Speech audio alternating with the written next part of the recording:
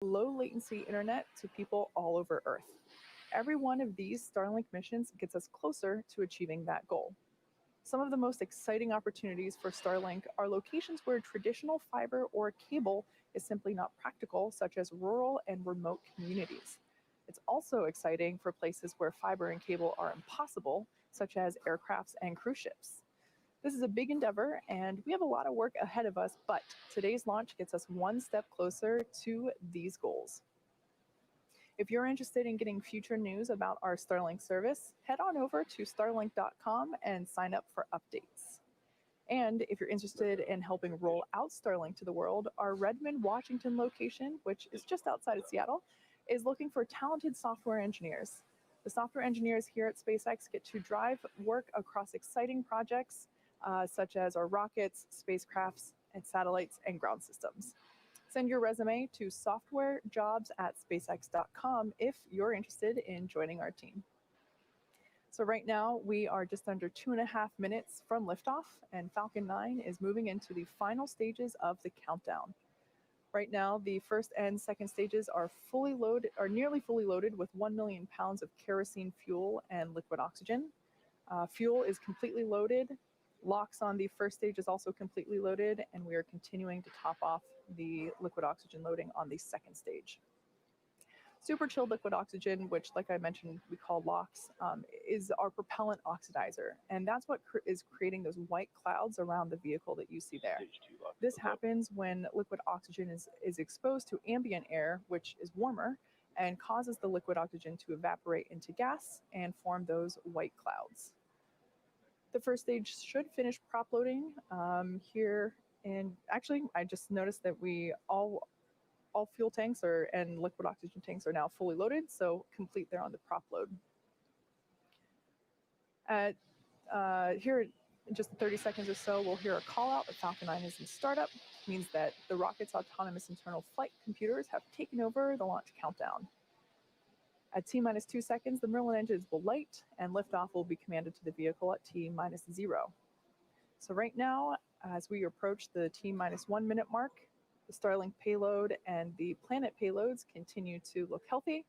Falcon 9 team is tracking no issues on the rocket. Weather continues to look good, and the range is green for launch. Falcon 9's in startup.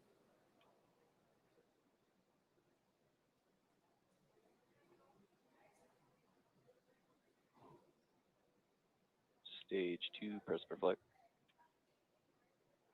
LDs go for launch.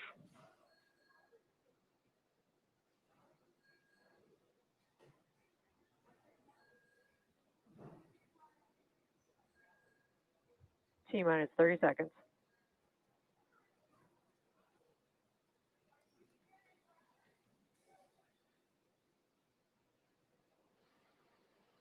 Okay, so we're in the final phases of the countdown. Let's Stage watch one as startup Falcon pressures. 9 takes T-minus 58 15 seconds. Starlink satellites and Falcon 3 9 Planet is SkySats flight. into orbit.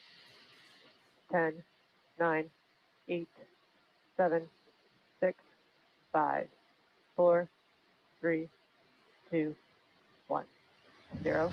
Ignition and liftoff of the Falcon 9. Go Starlink.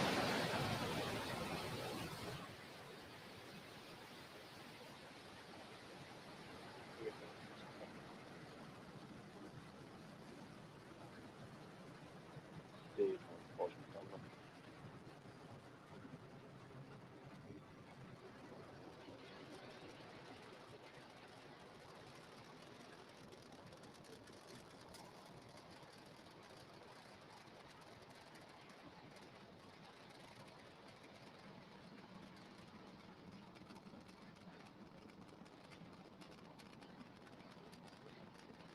A successful liftoff of Falcon 9 Power from telemetry Space nominal. Launch Complex 40 for this 11th Starlink mission. The 3 Planet SkySats and our 58 Starlink satellites are on their way to space. In about 10 seconds, we will be approaching max Q. Merlin engines are now Vehicle throttling supersonic. down as they anticipate the moment of greatest aerodynamic pressure.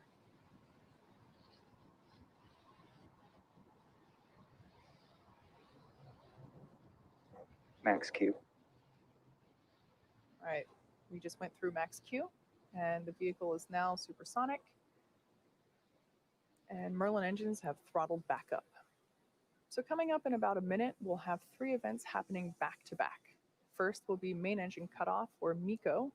This is where all 9 Merlin engines will shut off to slow the vehicle down in preparation for the second event, stage separation. This is where the first stage separates from the second stage, with stage 1 starting to make its way back to Earth for landing, while second stage will kick off the third event in this sequence, SES1, or second engine start 1. This is where that Merlin vacuum engine will ignite and begin to propel the second stage along with our payloads into orbit. Main engine cutoff coming up in about 20 seconds.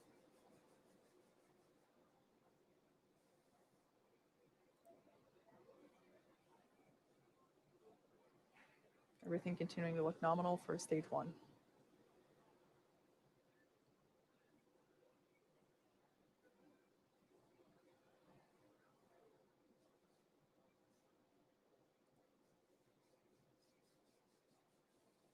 We have MECO. Stage separation confirmed.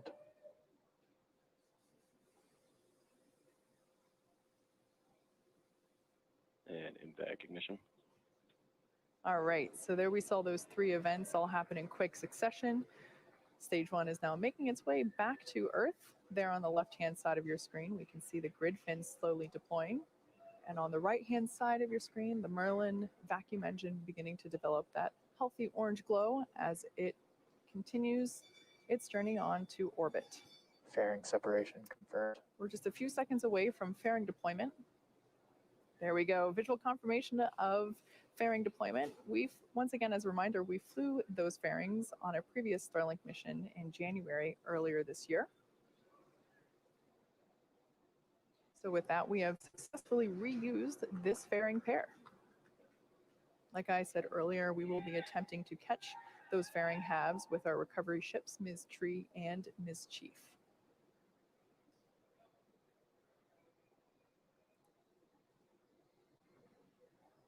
Bermuda acquisition of Everything signal. continuing nominally.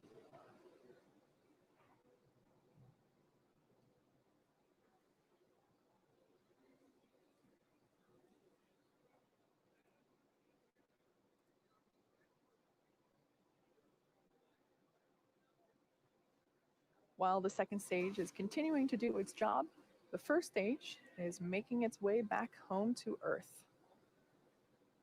In the next few minutes, it will be executing 2 burns.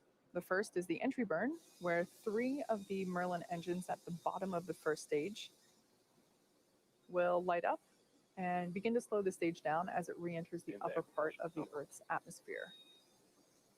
The second burn is known as the landing burn. This is a single engine burn that will bring the vehicle speed down rapidly in order to make a soft landing on the drone ship.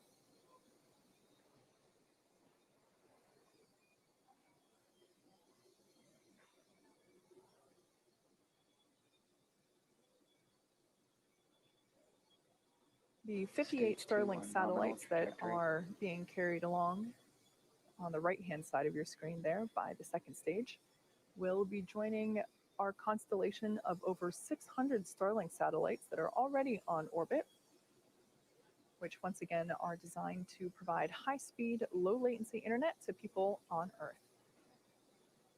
This is particularly important for places where good internet is hard to access, as well as places where wired or grounded internet is impossible, such as ships and airplanes. We're 1 minute away from the beginning of that entry burn.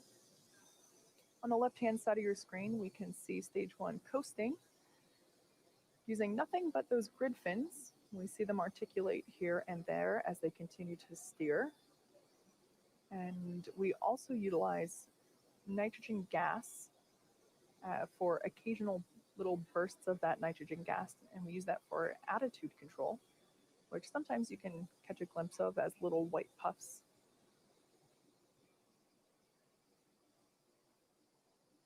Second stage continuing nominally, now at 1.5 Gs for acceleration.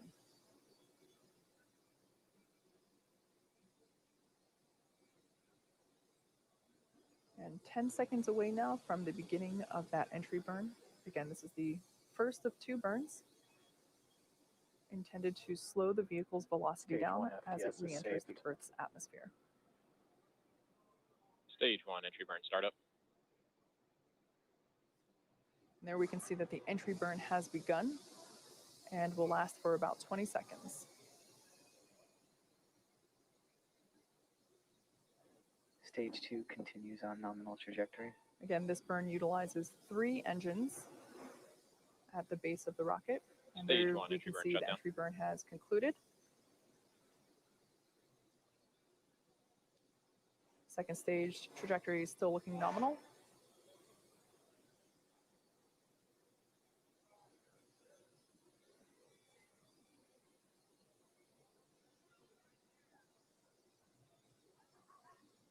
And in less than a minute, we will see the first stage on the left-hand side of the screen perform its landing burn. Looking back at our second stage, everything continues to look good.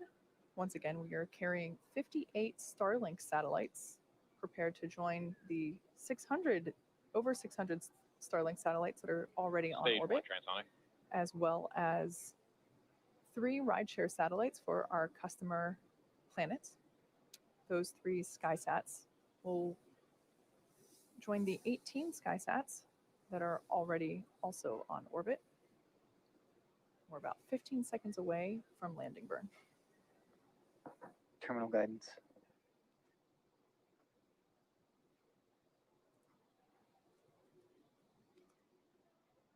Stage 1 landing burn.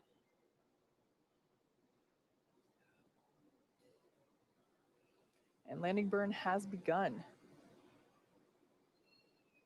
You should see the Stage plume 2 from the FPS is rocket saved. appear on the screen here. Stage in 1 a landing second. leg deploy.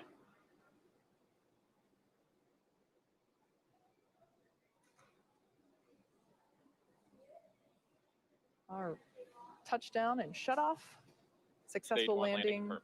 of the first stage booster. Once again, this is the 6th time that we have utilized this booster on a mission, also marking its 6th landing. This is the Of Course I Still Love You drone ship in the Atlantic Ocean.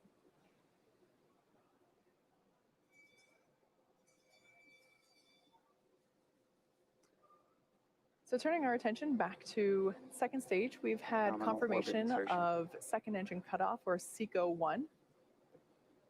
And we also have confirmation of a good Useful orbit. acquisition of So now that stage 2 is going to coast in this orbit for another 3.5 minutes, we're going to take a quick break, and we'll be back at T+12 minutes for the deployment of Planet's 3 SkySats.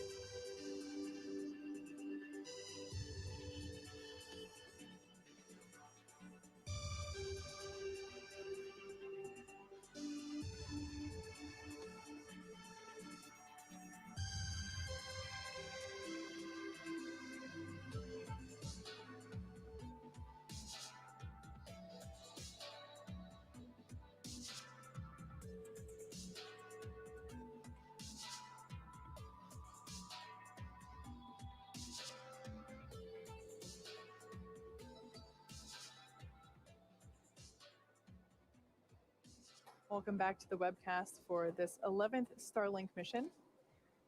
We had an on-time liftoff from Cape Canaveral, and everything is looking nominal for our second stage.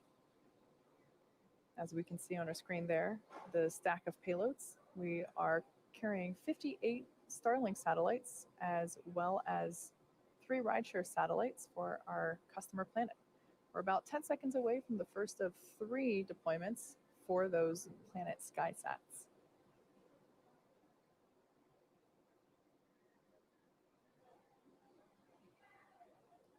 SkySat 21 deploy confirmed.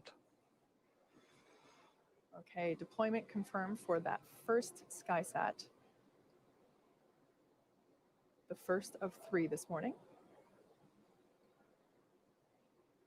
And there on your screen, at the end of the stack, slowly making its way away from the second stage, we can see that first SkySat moving along. SkySat 20 deploy confirmed. And confirmation that the second SkySat has deployed. We'll see that here momentarily. There it is at the end of the stack again. And awaiting the third and final deployment for this rideshare customer.